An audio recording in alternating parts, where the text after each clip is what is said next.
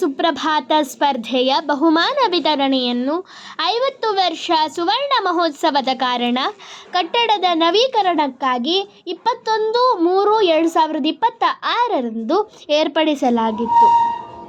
ನಾನು ಮೇಲುಕೋಟೆಯಲ್ಲಿ ಸಂಸ್ಕೃತ ವಿಶ್ವವಿದ್ಯಾಲಯದ ಕುಲಪತಿಗಳಾದ ಅಹಲ್ಯಾ ಮೇಡಂ, ಸನ್ಮಾನ್ಯ ಶ್ರೀ ದರ್ಶನ್ ಪುಟ್ಟಣ್ಣಯ್ಯ ಹಾಗೂ ಮೇಲ್ಕೋಟೆಯ ಕುಲಸಚಿವರಾದಂತಹ ಎಸ್. ಕುಮಾರ್ ರವರಿಂದ ಬಹುಮಾನವನ್ನು ಸ್ವೀಕರಿಸಿದೆ.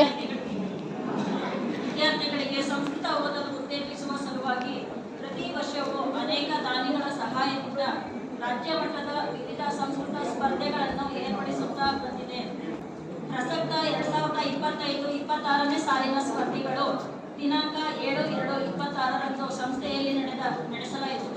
ಈ ಸ್ಪರ್ಧೆಗಳಲ್ಲಿ ರಾಜ್ಯದ ವಿವಿಧ ಪಾಠಶಾಲೆಗಳಿಂದ 105 ವಿದ್ಯಾರ್ಥಿಗಳು ಭಾಗವಹಿಸಿದ್ದರು. ಈ ಸ್ಪರ್ಧೆಗಳಲ್ಲಿ ವಿಜೇತರಾದವರು ಮೊದಲಿಗೆ ಕಂಠಪಾಠ ಸ್ಪರ್ಧೆ, ತೃತೀಯ ಬಹುಮಾನ ವೈನವಿ ಡಿಸಿ ವಿಶ್ವಮಾನವ ವೇದ ಸಂಸ್ಕೃತ ಪಾಠಶಾಲೆ ಮೈಸೂರು,